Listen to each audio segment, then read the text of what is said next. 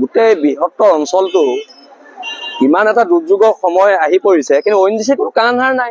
সৰু ল'ৰা ছোৱালী গৰম পানী অকমান দিব পৰা নাই, ফলস্বৰূপে গাখীৰ খাব পৰা নাই, ফল মূলৰ ব্যৱস্থা কৰা নাই, ডক্তৰৰ ব্যৱস্থা কৰা নাই। খোৱা গৈ ৰাতি 11টা বজাত দিছে, যি সময়ত ল'ৰা ছোৱালী ভোকত পকপকাই আছে, সেই সময়ত ইয়াত এটা জুই জ্বলাব পৰা নাই মানুহে। ONGC বিষয়া তাত AC ৰুমত বহি ইয়াৰ পৰা গাড়ীয়ে গাড়ীয়ে পানী গৈ আছে, কিন্তু এই মানুহখিনিৰ কাৰণে এক বটল পানী ONGC দিয়া নাই। এতিয়া ONGC বিৰুদ্ধে সৰ্বাত্মক প্ৰতিৰোধ হ'ব।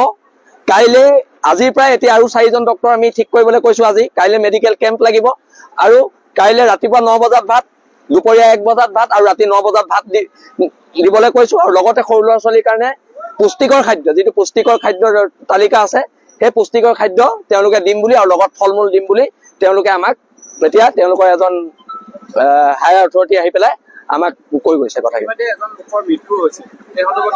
এজন লোকৰ মৃত্যু হৈছে, আমি কৈছো যে লগে লগে 1 কোটি টকাৰ ক্ষতিপূৰণ কাইলৈ ভিতৰত দিব লাগিব, আৰু যদি নিদিয়ে ONGC বন্ধ কৰি দিয়া হ'ব।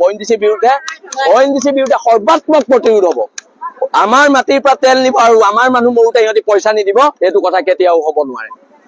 আমি 1 কোটি টকাৰ কম্পেনচেশ্যন দিবলৈ আজি ইয়াত দাবী কৰিছো, আৰু কাইলৈ ভিতৰত দিব কৈছো।